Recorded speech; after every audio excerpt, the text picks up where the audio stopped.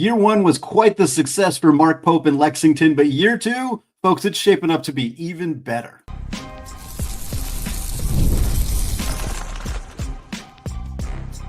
You are Locked On College Basketball, part of the Locked On Podcast Network. Your team every day. What's up, folks? Happy Thursday. Welcome into the Locked On College Basketball Podcast, a daily national college hoop show, part of the Locked On Podcast Network, your team every day.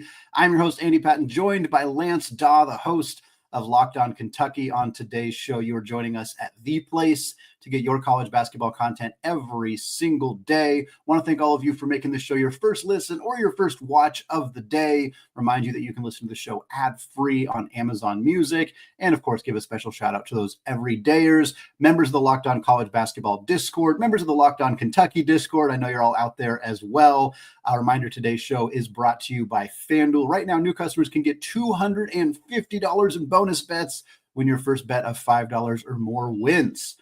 Folks, like I said, joined by Lance Dawe today. We're talking all things Big Blue Nation, Kentucky hoops on this live crossover edition of the show here Thursday around noon Eastern time as we record this thing live, talking Kentucky's new roster, 5 transfers, 3 freshmen coming in, how it might all play out in Lexington. Lance, I want to start with the report a couple of days ago that seemingly indicated, and I think that this came out before Travis Perry entered the portal, so it may have changed, but there was a report from Matt Norlander of CBS that basically said, hey, I think Kentucky's done.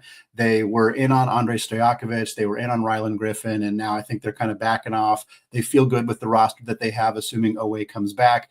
Do you still feel like this is a roster that is more or less complete for Mark Pope and the Cats? Do you think there's potentially another addition coming or multiple other additions coming? Kind of where's the pulse at right now for this roster in terms of how ready it is for the next season? Well, before Travis Perry entered the transfer portal, I mean, I was kind of sitting here saying that, look, unless you lose a guy and you're able to somehow pull somebody like a Dawe Sarr or somebody just absolutely incredible out of the transfer portal or out of Europe, I really don't think that there's going to be an addition to this roster. It would have to be a subtraction before an addition, whether that was somebody like Otega Dawe staying in the draft, whether it was somebody like Travis Perry deciding that he was going to leave. And to be honest with you, after the Perry announcement, I was still looking at this roster and going, okay, who could Kentucky possibly add that's willing to be a third or fourth string guy essentially at that combo guard spot, because Kentucky's got so many guys that they can run there. So it would have had to have been something drastic in order for Kentucky to go out and get another needle mover. But as it stands right now, I really don't think Kentucky's going to make any sort of splash addition to this roster here. Again, barring something like Dawe staying in the draft. And if it is somebody, maybe it's somebody like a Braden Hawthorne who decommitted from West Virginia and taken a visit to Kentucky, is being shopped around elsewhere. But it's not going to be somebody that we go and we look and it just blows our socks off, right? Right. Yeah, so it's not going to be Stojakovic or Griffin, most likely, because where's the room for those guys to play? And we'll talk a little bit more about the lineup and the rotation. But one of the things you mentioned was kind of that versatility at multiple positions, which I think is nice, where you do lose somebody like Perry, who, wasn't going to have a big role necessarily next year, but is still a depth player that's out the door. But again, you can't replace every depth player with superstars, with, guys who averaged 18 a game in the ACC or anything like that, or else you're just not going to have enough mouths to feed for this roster. But before we get into kind of the specifics, the new players, how they fit, things like that, I kind of just want to ask more overall, more broadly.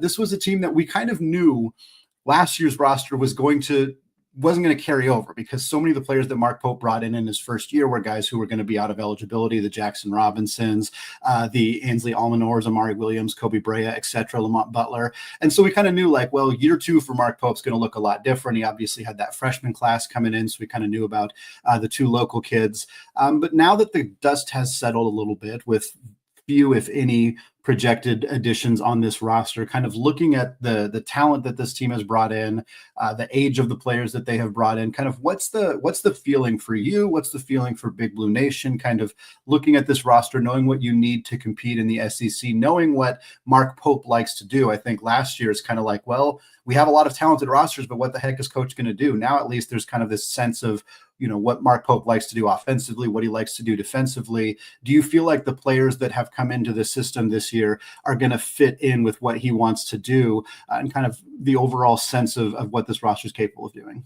Yeah, so before you had any sort of movement in the transfer portal, something that I was preaching on my show is that, look, we saw Mark Pope come in late April and kind of have to hodgepodge this thing together through the transfer portal and put together an entire roster. And that team made the Sweet 16 and finished in the top half of the SEC. You give him that offseason, you give him more time to kind of get his feet under himself, get more comfortable, get more acclimated to the environment, and kind of understand better what he needs to go after. You're going to put together a pretty good roster. And for the first couple of weeks of the portal, we didn't really see a lot of movement, right? It was very quiet in Lexington as far as the contacts that Kentucky was making, the whiffs, so to speak, as Twitter likes to put it. Donovan Dent was a huge name that came and went pretty quickly.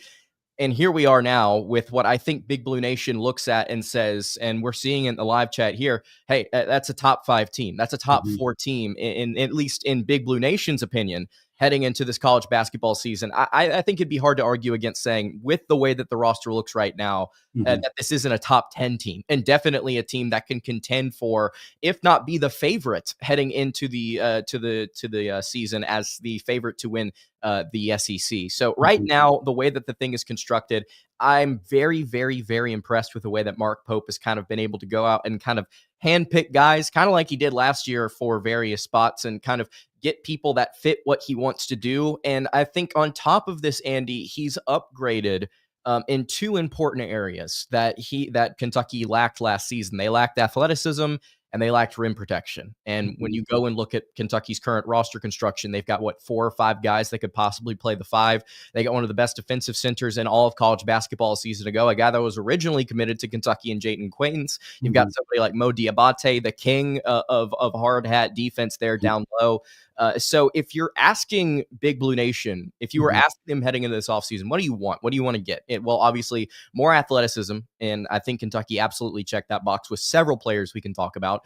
But again, defense, rim protection, Mark Pope's done all of that. It has been nothing short of a perfect offseason, and that's with the whiffs, again, as social media likes to say. Well, folks, Lance and I are going to dig a little bit more into the actual portal class. We're going to talk about the impact of a Jaden Quaintance, who I think is a tremendously huge, pun intended, addition for Mark Pope's team. We're going to talk about him. We're going to talk about the rest of those guys coming into that portal class, all coming up here in just a second. But first, folks, the NBA playoffs are here, and FanDuel is giving new customers an incredible way to get in on the action. Right now, when you join FanDuel and place your first $5 bet, you'll get $250 in bonus bets if your bet wins. I love how FanDuel makes betting super easy, whether it's picking my favorite team or diving into player props. From 3-pointers to steals to assists, FanDuel has so many ways to bet your favorite player props. Plus, after the game tips off, you can even combine live prop bets into a same-game parlay for a chance to win big. Looking at this Kentucky team, if you're a member of Big Blue Nation or if you're just somebody listening to the show and you're feeling all in on the Cats, they are plus 2,000 right now to take home the 2026 National Championship. Only the 10th best odds in college hoops. However, the highest odds among SEC teams. Take that with what you will. Folks, don't miss out. Head to FanDuel.com right now and claim your $250 in bonus bets today. All right, folks, live here Thursday afternoon, joined by Locked On Kentucky host Lance Dawe, talking about Big Blue Nation and the Cats. Here we talked kind of broadly about Mark Pope's offseason, whether this roster is complete or not. Want to dig in a little bit more of the actual transfer portal class specifically, give you the names for those of you who want a kind of a refresher on who this team has added. We already talked briefly about Jaden Quaintance from Arizona State, also Mo Diabate coming in from Alabama. You got Tulane wing Cam Williams, and then guards Denzel Aberdeen from Florida and Jalen Lowe from Pitt. Lance, kind of just broadly, who in this class are you most excited about, and kind of what do you think about the specific group? We'll talk about the freshmen a little bit later, and the returners to for that matter, but who in this class are you most excited to see in a blue uniform next year? I'm going to give you 2, because there's 2 guys here that I'm just absolutely fired up about for completely different reasons. We'll go back to Jaden Quaintance here for a second. Obviously, the 5-star prospect in the 2024 class that Kentucky was not able to get the first time around after he decommitted from the Wildcats when John Calipari left for Arkansas. Kentucky kind of waits. They see how he performs at Arizona State. He enters the transfer portal in. It was pretty clear to Big Blue Nation that Quaintance was going to be on their board immediately. I mean, based on the way that it kind of went down actually last year, it seemed like Quaintance wanted to stay at UK, except for some weird things that happened when Kentucky didn't have a coach. Things weren't communicated properly, and so Quaintance decided to hit the door. But now with Mark Pope at the helm, the moment that Quaintance entered the portal, I think all of Big Blue Nation was like, okay, we have to go get this guy for the reason that I said just a few minutes ago, which is that you need more rim protection. And this kid was one of the best, if not the best, defensive center in all of college basketball a season ago. That's despite having an injury rate late in the season. That's despite not playing a lion's share of the minutes in the front court there for Arizona State for a decent portion of the season, if I'm not mistaken. He has the length. He has the athleticism. It's weird because at times Arizona State elected to play him at the 4, and that's the big question here with Big Blue Nation is, okay, do you get a little bit of versatility there with that athleticism, with that defense? So Quaintance, I think, is a legitimate potential lottery pick. It's something that we can finally throw into the faces of those Twitter idiots who want to go out there and say, Mark Pope can't recruit, Mark Pope can't develop talent, Mark Pope can't put guys in the NBA. Okay, here go 2 more for y'all. Watch this. So I'm excited to see what Quaintance does. And you talk about athleticism and NBA upside, Andy. Take a look at Cam Williams out of Tulane, a guy that the shot doesn't look mechanically like the most sound thing in the world, but man, it was going in at a 40+% clip, a 6'8" guard/wing. Had him listed as a guard at different times last season. Cam Williams can handle the ball. He can get up. He can throw it down, knock it down from deep. One of the best spot-up catch-and-shoot guys in the mid-major ranks. I love everything about Cam Williams in this pickup. He's young. He's got the talent to knock it down from outside in a system that's probably going to rely on him to shoot quite a bit, if I had to guess. And you've got somebody that can possibly be in the system for multiple years, which long before John Calipari left for Arkansas, I was sitting here preaching on this show. Look, if Kentucky's going to win a national championship, they got to be able to do 2 things. Blend the roster beautifully between portal, recruits, and experience that you have coming up through the ranks. And then also, you've got to be able to go get some high upside athleticism and some guys that can make the NBA. And I think Cam fits that mold perfectly. You got to get something like UConn. You got to do something like UConn's been doing for the past several seasons. And I think Kentucky has constructed their roster with guys like Quaintance and Williams beautifully. Yeah, I that's a really good point about kind of the roster construction, because rosters that are overly reliant on transfers that don't have a lot of continuity, it's a really new era of college basketball, so we don't have a ton of data sets on it, but we know that those teams haven't typically won national championships necessarily. Now, Kentucky didn't have a choice last offseason, just like Louisville didn't have a choice, just like some of the other teams didn't. But now when you watch the way Mark Pope's building this, like he's got 3 freshmen coming in, 2 of them who are local kids. He's got some roster continuity, a few guys who are sticking around, and he's got some young guys coming in the portal and some veterans. It feels like you're kind of seeing that attempt to sort of build a roster and, NBA caliber talent, which I think you're absolutely right. Like the most important thing, as I've spoken to and read blogs from Evan Miyakawa multiple times, like there's different balancing things that matter, but at the end of the day, you just need to have talent on your roster. You have NBA caliber talent on your team. And this Kentucky team, last year's Kentucky team, it's questionable whether they did away kind of being the hinge in that mix, but this team definitely does. And I think Quaintance is a great example of that. I mean, one of the things that I think is really important to mention with him, alongside everything else you mentioned, he's super young. Like he was like being an impactful college basketball player when you're really young is hard. Being an impactful rim protector feels like such an impressive thing to be, because it's a lot of instincts. It's a lot of kind of not things you're not able to be taught, that you kind of just know. And Quaintance has that.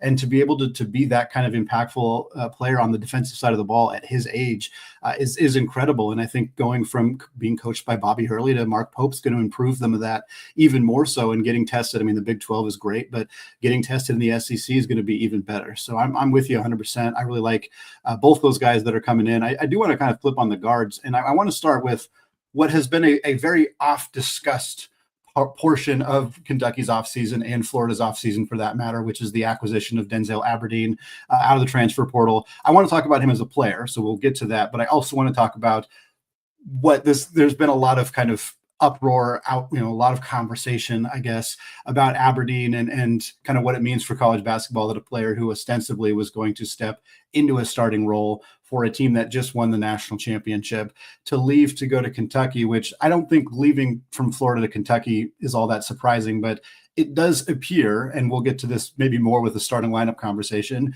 that Aberdeen's role is much less clear in Lexington than it would have been at Florida. And so and we know that the money is a factor, and we know that he got paid more money from Kentucky than he did at Florida. And perhaps it's as simple as that. But, obviously, as somebody is a member of Big Blue Nation, I'm sure that your feelings about the situation are a bit different than they might be as a more neutral observer. But I'm curious kind of what your thoughts are on Kentucky's acquisition of Denzel Aberdeen, of the whole situation of him leaving another SEC team, a team that just won a championship, to come over to this Kentucky team, and where he might fit on this roster. So Aberdeen leaving Florida, there's a lot of people that have kind of I think overreacted to this, kind of freaked out and talked about loyalty and about whether or not college basketball is going into the what, because we've got kids leaving national championship squads. I think this is pretty simple. I think that I can't sit here and tell you how much Kentucky is paying him, because I don't know. I can't sit here and tell you exactly what Florida offered him, because we don't know. But what we do know, and what's been written about by multiple people in Lexington, is the fact that he wasn't happy with what Florida was going to pay him whenever he was coming back. On top of this, you've got Florida throwing the bag at a guy like Xavier Lee to go in and fill minutes and fill possessions in that backcourt to take the ball away from Denzel Aberdeen more often than maybe he would have had it if Xavier Lee was not there. If you put yourself in his shoes and see that they don't want to pay me as much as I'd like, and they want to pay this other guy more, despite me having already won them a championship, I'd feel slighted. I would feel disrespected. And him leaving to enter the transfer portal is not the most shocking thing to me. I completely understand why he would want to enter the portal. It's the same thing with a guy like a Caden Lewis, who decommitted from Kentucky just a few weeks ago. He felt like he was being recruited over because Kentucky had gone out and tried to get a couple of different point guards because they frankly didn't have any in their room, which I understand the Kentucky side of it. I understand the Caden Lewis side of it. I get it. It's part of it. You want to go put yourself in the best position to succeed, whether that be financially immediately because you're not going to be a future long-term NBA talent, or it's because you just want to be able to go somewhere and ball out, whatever it is. If you want to get on the stage, if you want to be able to get seen, some place like Florida is awesome, but a place like Kentucky is pretty good too. So I think it comes down to money and just not being wanted, I guess, as much as he could possibly be wanted elsewhere. And for Mark Pope, something that he's preached about last season, and he preached about it a ton this offseason before the portal even opened, was that he's looking for a few different things. He's looking for character, he's looking for decision-making, and he's looking for shooting. Based on what I understand, you're getting all three of those in Denzel Aberdeen. What happened on Sunday was that they had some sort of late Zoom meeting that apparently went into like the wee hours of Monday morning. Like apparently they just hit it off. Like the chemistry between coach and player was just immediate. Everything felt great. And so you got to see them pick him up at mid Monday afternoon. So I think for Aberdeen entering the portal, I understand it. Finding Kentucky and just kind of understanding what's kind of happened to get him to this point, it makes perfect sense why he's going to be a Wildcat, at least to me. It sounds like he's on board with what Kentucky wants to do. I don't necessarily know what his role is going to look like. That's something that we could debate for the next several months. Is he going to be a starter? Is he going to be a reserve? What position is he going to primarily play?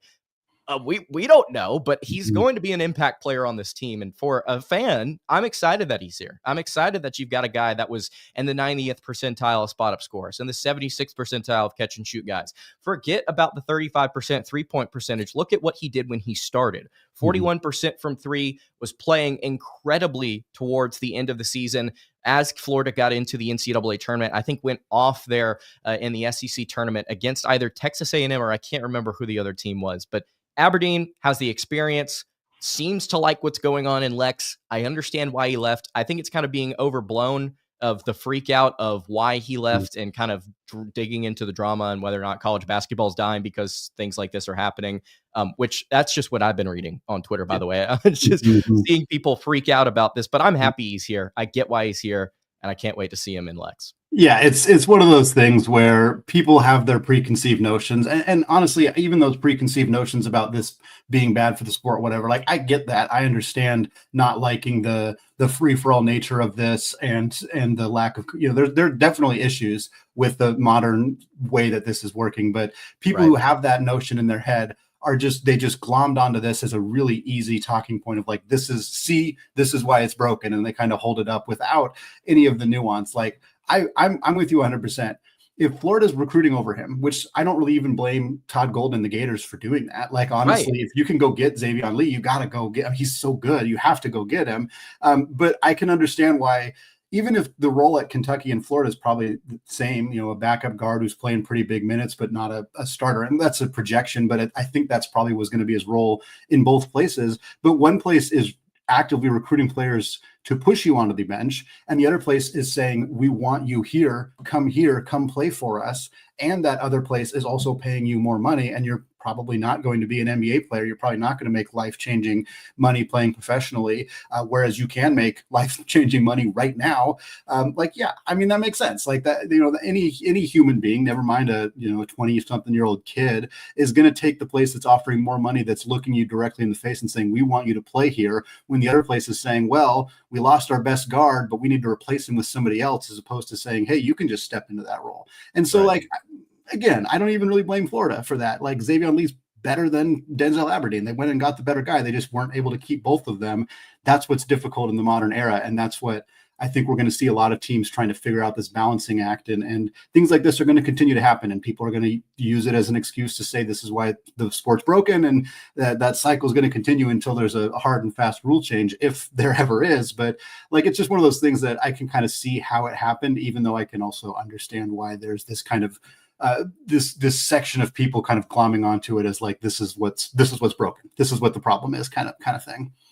Yeah. And I'm perfectly fine with anybody that wants to have a differing opinion about this is whether or not it's good or bad for college hoops, that stuff like this can happen. Mm-hmm. Absolutely. Sure. Mm-hmm. We can have that discussion. But as far as this specific case goes, if you read into it, I understand why it all happened, and I'm all for him. If this was reversed, if the role was reversed, if this was something like somebody like Brandon Garrison feeling like we got JQ and he felt like he was not being respected enough, and he wanted more money, and he wanted to go to Florida to play in their front court because they just won a title with like 4 guys in their front court, I'd completely get it. Go do whatever benefits you. It's at the end of the day, it's all about what the player wants for himself to find success in his career path. Because a lot of these guys are going to be playing basketball for a long time, at least at places like Florida and Kentucky. You're going to see them in the NBA or overseas or what have not. So guys like Aberdeen, I say more power to you. Can't wait to see you in blue and white. Well, folks, we're going to close out the show taking a look at how this roster is going to come together. We're going to project some starting lineups. We're also going to talk about where these 3 freshmen coming in, how they're going to fit into this system. All that coming up here in just a second. But first, folks, did you know the Fire TV is also an Xbox? Turn any TV into your gaming and entertainment hub with Fire TV Stick 4K devices. No console required. Just grab your paired controller, subscribe, or sign into Xbox Game Pass Ultimate with EA Play included, and you're ready to play. Dive into hundreds of premium titles from EA Sports College Football 25 to Call of Duty Black Ops 6 and Avowed, as easy as you stream your favorite shows. It's gaming made simple, and it's all on your Fire TV. Play high-quality Xbox games at a fraction of the cost of a console. And if you already have a console, no problem. A Fire TV Stick 4K device is more affordable and easier to travel with, allowing you to take you or your kids' games wherever you plug in. Maybe you have no interest in gaming.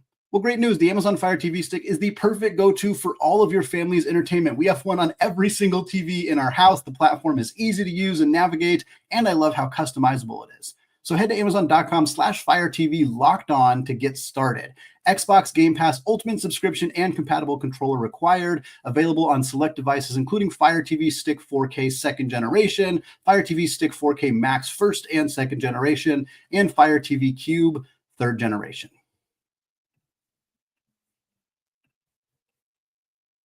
All right, folks, segment 3 here, closing out the show, continuing our conversation with Lance Dawe of Locked On Kentucky, talking about this Wildcats lineup. And before we get into the specifics of the starting lineup and kind of projecting what that might look like for probably one of 200 to 300 different times that you're going to do that over the next couple of months. Lance, I want to start with the freshmen specifically. You have the 2 local kids coming in, Jasper Johnson and Malachi Moreno. You also have, of course, the most recent newcomer, the Croatian big man, coming in as well, Jelavic. Where do you kind of see these 3 players potentially fitting into the mix here? Do you kind of see a lot of these guys getting playing time, or is it kind of like they're going to be buried behind some of the more veteran guys on the roster? I think you're going to see two of these guys get meaningful playing time. Malachi Marino, because he's buried behind so many different guys that are either going to play center or can play center. It's hard to see him finding a legitimate path to playing time in year one that does not involve injury or him just going ballistic in practice throughout the course of this summer. Looking at somebody like Jasper Johnson, Andy, it's weird for Kentucky fans this offseason, even heading into the end of the regular season here. There's not been a ton of discussion about Jasper as a 5-star recruit at 6'4" with legitimate athleticism, a guy that shined during OTE. In the past, you'd have Kentucky fans raving about how good this kid was going to be in the upcoming season. How he was going to start. He was going to be an all SEC caliber type player. He was going to be a top lottery pick in the draft. And you're not really hearing that, which is kind of bizarre to me. And the question from Big Blue Nation has been less of, okay, just how awesome is Jasper Johnson going to be? Is he going to be the next year in Fox, Malik Monk, whatever have you? It's more, okay, is he coming back for another year after this? Is he actually going to be a one and done? Because based on the way that the roster is constructed right now, you could see him as the backup shooting guard. You were going to see him as the backup point guard before Denzel Aberdeen committed. So somebody like Jasper, I think, is being underrated, and that's weird to say as one of the best freshmen in this past year's cycle. A left-handed kid that can absolutely spray it from anywhere. This kid is a lethal scorer. It's got some impressive wingspan, some length on him too. I am fired up to see what Jasper is able to do, especially with the Caden obviously moving on elsewhere. I saw him, I hate to get off on a brief tangent, but I saw him take a visit to Georgia the other day, and I'm like, just anything but Mike White, please. I'm begging you. Just please, for me, Caden, as the guy that I continue to say, this is the guy I'm the most excited about in this year's class. Please don't go put your livelihood on Mike White's shoulders. Please don't do that. I'm begging you. But somebody like Jasper, I think, is going to be able to contribute like significantly. He may actually start at the shooting guard spot, even though Aberdeen is here. We'll talk about it, but that's going to be the discussion. And then you've obviously got Yelovich here, Andrea Yelovich, the 6'11" Croatian sensation part 2 here in Lexington. Hope we don't get into any billboard shenanigans with trying to get this kid eligible. We were the guys that were talking about this last year or a couple of years ago about how can we just get UK's admissions office to just get this kid in? It's not that difficult. Just do it.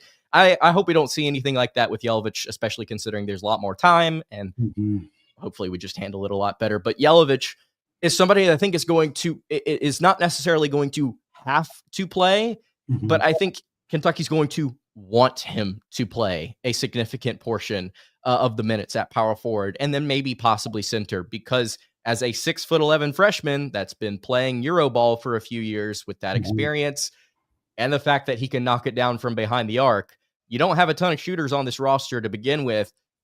You might want to put some minutes in for this kid early in the non-con slate just to see what exactly he's capable of doing. Because in my mind, this is Big Z on steroids. This is Big Z with a little bit more muscle and a little bit more fluidity. So I think because of that upside, you got to play him just to see what he's capable of. Absolutely.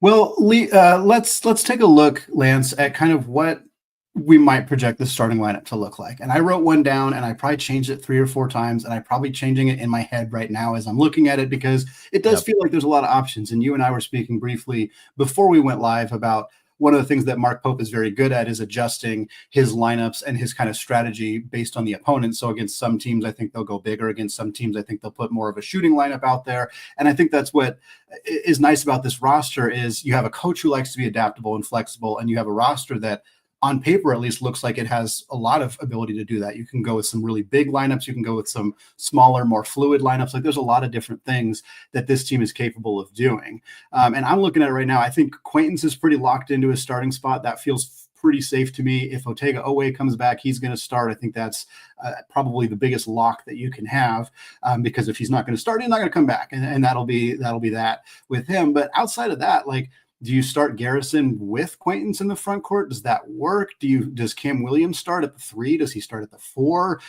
Like you mentioned, does Jasper Johnson start right away? Is Lowe your point guard? Like kind of where does what is your thought, knowing that you'll probably change your mind multiple times and that things might change for this roster, but kind of what's your first kind of pass at a potential starting lineup for this team next year? All right, here we go. So we could take this. I think you can take this obviously a million different directions, but before I say anything, there's going to come an episode here in the next few weeks where I talk about Kentucky running the platoon. And I've done it every single offseason that I've been doing this show. And every single time people want to kill me for even suggesting it. If there was going to be a year where Kentucky did it again, it would be this season. Mark Pope already essentially runs a glorified platoon. We all know that based on what he did this past year. So let's start here. Let's work from the bottom up. Let's work from center up. That is the question the great question that you asked, Andy. Quaintance is so good. Does he start over Garrison? If he does Garrison start with him at the 4? We saw at Oklahoma State Brandon Garrison be a back to the basket guy, somebody that was hovering around the basket, that was there in the dunker spot at times, somebody that was comfortable around the rim. He got to Kentucky and you saw more of the same. But because of what Mark Pope was asking him to do in the offense, he started to step out beyond the 3-point line. And you didn't really see him take a bunch of shots until SEC play got going. And all of a sudden you look up, oh, he's the 6'11" center that didn't have a jump shot before this is shooting 33% from 3, like consistently. So do you put him at the 4 with Quaintance? And honestly, at that point, because Quaintance is arguably the better ball handler, is there really a 4 and a 5, or is it just 2 big men? Right. It's like I said this on yesterday's show. We're going in the direction of positionless basketball more and more and more. It's kind of bled from the NBA into the college ranks more now. I think you're going to see it here. I think you're going to see outside of Jalen Lowe, you're going to see every single position just kind of be there. Just a guy out there. So let's say Quaintance starts at the 5. Okay. I would put Garrison backing him up at the 5. And I would say let Mo Diabate start at the 4 because of one reason only, and that's seniority. That is the only legitimate reason that I can say Diabate should start at the 4 right now to begin the season. Maybe Yelovich comes along and he's more of a fluid 4 that brings you more offense, is more balanced on both sides of the ball. Maybe Cam at 6'8" can grow more into his frame, puts on some weight this offseason, and you look up, he's no longer 190, he's 210, 215. Maybe you slide him in at the 4 and start him there. But I would say Quaintance, Diabate, and then you may not agree with this. I'm saying put Ortega at the 3 because of the fact that he doesn't shoot a ton of threes. He's a shot taker, but he's not from beyond the arc. I would prefer to get one more legitimate 3-point shooter out there than have somebody like, I don't know, let's throw Cam Williams out there. Because again, as good as he was in his freshman year, I question the mechanics and I question whether or not you can get 40% to translate to the SEC. I don't know if it's going to. I'm not saying it's not going to. I'm just saying to get more comfortable with the scoring here, I would put Ortega at the 3. I would put Aberdeen at the 2, and I would put Lowe at the 1. That would be my starting 5 right now is Quaintance, Diabate, Owe, Aberdeen, and Lowe. That would be where I went. And if we're going off of maybe another possible starting 5, Quaintance, I would still put you could just let's just say it's Quaintance, Garrison. You could put Cam at the 3, Owe at the 2, and Jalen at the 1. And then you have Colin Chandler and Cam and Denzel and Trent Noah and all those guys coming off the bench to back them up, and Yelovich at the 4 as well. But that's kind of where I'm leaning. But again, I'm not saying that I'm right now. I have very little idea as to what Mark Pope is going to be doing with this rotation, and I've been watching these guys for weeks. I will tell you, I initially was unsure about Owe at the 3, but I could be talked into that for sure. I think it could absolutely work, specifically in certain lineups because of his ability to attack the rim. And if you have shooters around him, that just makes it even more easy for him to operate the way that he does. So yeah, I'm very interested. I'm very interested in how this is going to shake out.